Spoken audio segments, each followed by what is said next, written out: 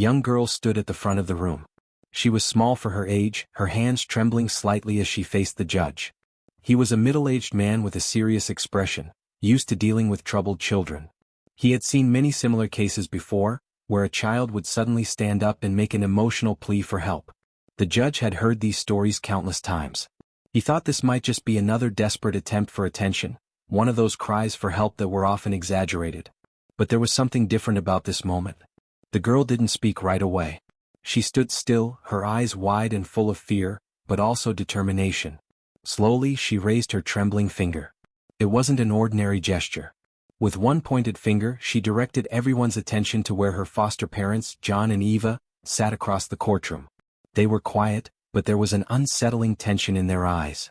John shifted in his seat, trying to keep calm, while Eva nervously glanced around the room, avoiding the girl's gaze.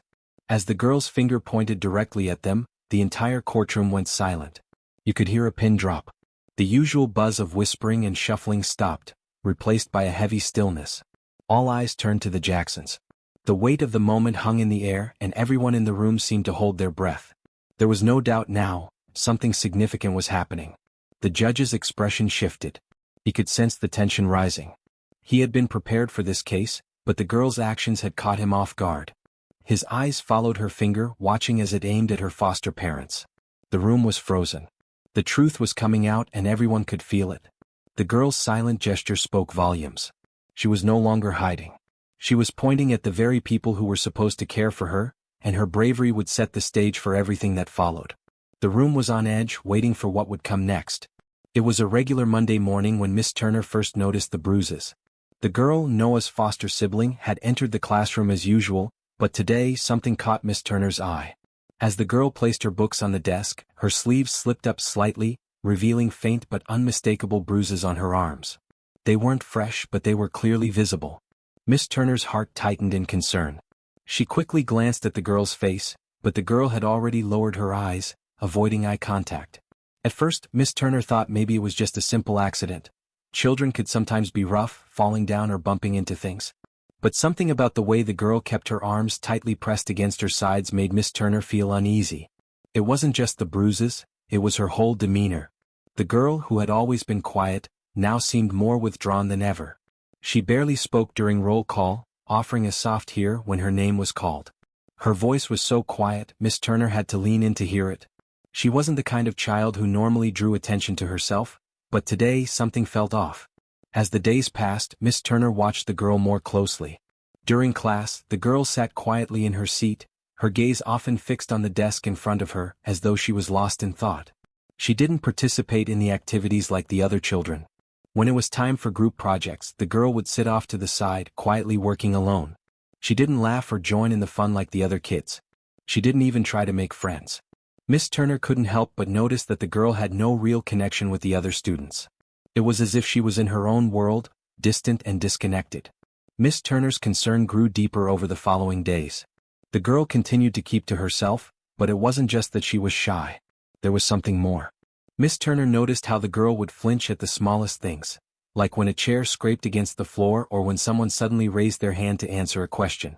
It was as though she was constantly on edge, as if every noise, every movement could be something to fear. Miss Turner knew something wasn't right. The girl would often pull her sleeves down to cover her arms whenever a teacher came near, and Miss Turner began to wonder if those bruises were more than just an accident. The girl's fear seemed to go beyond the usual shyness of a new student. She seemed afraid of more than just making mistakes in class. There was a sense of dread in her eyes, and it was growing more obvious with each passing day. One afternoon, Miss Turner decided to have a quiet conversation with the girl. She wanted to ask how she was doing and see if anything was bothering her. When she gently asked, "Everything okay at home?" the girl hesitated. Her gaze flickered up to meet Miss Turner's for just a second before quickly looking away. "It's okay," the girl mumbled, but Miss Turner could see the unease in her expression. There was something she wasn't saying. As the week went on, Miss Turner's worry only deepened. She kept an eye on the girl, hoping she would open up, but the girl seemed even more withdrawn. Miss Turner didn't know exactly what was happening, but she knew that something was wrong. The bruises, the fear, the silence, they all pointed to something deeper, something Miss Turner wasn't yet able to fully understand. But she was determined to find out what it was and help the girl in any way she could. As the days went by, Miss Turner, Mr. Reynolds, and Mr. Wood all became more and more concerned about the girl's behavior. Miss Turner had already noticed how withdrawn she was in class. She was quiet, avoided eye contact, and rarely participated in activities. It seemed as though she was always trying to make herself as small as possible, almost as if she were trying to disappear into the background. Mr. Reynolds, the school janitor, had also picked up on the girl's uneasy demeanor. He often saw her in the hallways walking with her head down, avoiding the other kids. He had asked her several times if she was doing okay, but she always gave him a quick nod and hurried off, never staying for a conversation. He couldn't help but notice the way she flinched at sudden noises or how she seemed afraid whenever an adult approached her. Mr. Wood, the English teacher, had observed similar signs. He noticed that the girl didn't interact with her classmates much, and when she did, she was always distant. She didn't smile or joke around like the other kids. He had also seen the bruises on her arms, though they weren't as noticeable as they had been earlier. Still, he couldn't shake the feeling that something wasn't right. All of them felt a growing sense of unease, and they knew they couldn't ignore it any longer. Miss Turner decided to take action. She couldn't simply watch the girl suffer in silence, so she reached out to Miss Dawson, the school's social worker. She explained her concerns about the girl's bruises, her withdrawn behavior, and the fear she seemed to carry with her every day. Miss Turner knew that Miss Dawson had experience handling these situations and hoped that the social worker could do something to help. A few days later, Miss Dawson visited the Jacksons' home. She arrived at their house unannounced, wanting to get a sense of what life was really like for the girl. The house looked neat and tidy from the outside, but Miss Dawson knew that appearances could be deceiving. She rang the doorbell, and after a moment, John and Eva Jackson answered the door. They greeted her politely, but Miss Dawson could tell that their smiles didn't quite reach their eyes. As she was invited inside, Miss Dawson made sure to keep a friendly, professional demeanor. She asked about the girl's adjustment to her new home and whether everything was going well. John quickly explained that the girl had come from a difficult background, but they were doing their best to help her settle in. Eva nodded in agreement, but Miss Dawson noticed how uneasy Eva seemed, her eyes darting nervously as they spoke. During the visit, Miss Dawson asked to speak with the girl alone. The girl came into the room, her gaze downcast and her body tense. Miss Dawson asked her if she was happy at home and if everything was okay. The girl gave a vague answer, saying she was fine, but Miss Dawson could see the unease in her eyes. The girl was clearly holding something back. Miss Dawson asked about the bruises, but the girl quickly shrugged it off, saying it was nothing, that she had just been clumsy. Although Miss Dawson didn't find any hard evidence of abuse during her visit, she still had a gut feeling that something was wrong. The way the girl avoided the conversation, the way her foster parents acted, it all felt off. Miss Dawson left the house with more questions than answers, but she was determined to keep an eye on the situation and find a way to get the truth. She knew that sometimes children didn't speak up right away, especially if they were afraid of what might happen if they did. As the days went by, the girl's anxiety seemed to grow. She became more and more withdrawn, keeping to herself even more than before. She was always quiet in class, but now her fear was palpable. It wasn't just that she didn't talk to anyone, it was the way she moved through the school, her eyes constantly darting around as if she were watching for something or someone. Miss Turner had noticed that the girl seemed to flinch at the slightest noise. Even the sound of a book dropping or a chair scraping across the floor would make her jump. It was as if every little sound was a warning, a sign that something bad was about to happen. One afternoon, Mr. Reynolds, the janitor, saw the girl standing alone in the hallway. The bell had rung and most of the other students had gone home, but she was still there, looking lost and confused. He approached her gently, not wanting to startle her. "You okay, kid?" he asked, his voice soft and kind. The girl looked up at him, but her eyes were filled with fear. For a moment she didn't speak. She just stood there, her body tense, her arms folded tightly across her chest as if she was trying to protect herself. Finally she muttered, "I'm fine," but there was no confidence in her voice. Mr. Reynolds could tell she wasn't telling him the truth. He asked her again, his concern growing, but she didn't answer. Instead, she quickly turned and walked away, her head down, her footsteps quick and urgent. He watched her go, his heart heavy with worry. Miss Turner and Mr. Wood had both noticed how the girl had started to withdraw even more. She seemed to be shrinking, as if trying to disappear into the walls. She avoided eye contact with her classmates, rarely joined in the activities, and spent most of her time alone. Her work in class was still acceptable, but she didn't seem to care much about it anymore. Her bright spark had faded, and Miss Turner began to worry that the girl might be hiding something serious. One day after class, Miss Turner decided to approach the girl. She gently asked if everything was okay at home, her voice soft and caring. The girl looked at her for a brief second but quickly turned away, as if the question was too painful to answer. Miss Turner tried again, asking if there was anything the girl wanted to talk about. The girl hesitated for a long time, as if debating whether to trust her teacher. Finally she whispered, "It's fine. Everything's fine." But her words didn't match the look in her eyes. Miss Turner could see the fear and confusion there, and it broke her heart. Mr. Wood too had tried to reach out to the girl. He noticed how she flinched at the slightest touch or when anyone raised their voice, as if she was bracing for something bad to happen. One day after class he asked her if she needed help with anything. She looked at him with a mix of confusion and fear, and for a moment he thought she might say something. But she just shook her head, avoiding his gaze, and muttered, "I'm okay." Despite their gentle attempts, the girl continued to withdraw further into herself. Miss Turner and Mr. Wood both realized that the girl wasn't ready to open up. She was scared, and whatever was happening at home had made her distrustful of the world around her. But they both knew they couldn't give up. They had to find a way to help her, even if it meant waiting for her to trust them enough to speak. The silence she carried spoke volumes, and Miss Turner and Mr. Wood were determined to do everything they could to help the girl find her voice. The courtroom was tense as the girl stood, her body shaking slightly. All eyes were on her, waiting for her to speak. She had been quiet for so long, keeping her fears hidden from everyone around her. But today in this room things were different. She had the chance to tell the truth, and she knew it was time. Her hand slowly rose, and her finger pointed directly at her foster parents, John and Eva, who were sitting across the room. The movement was small, but the effect was powerful. A heavy silence fell over the room.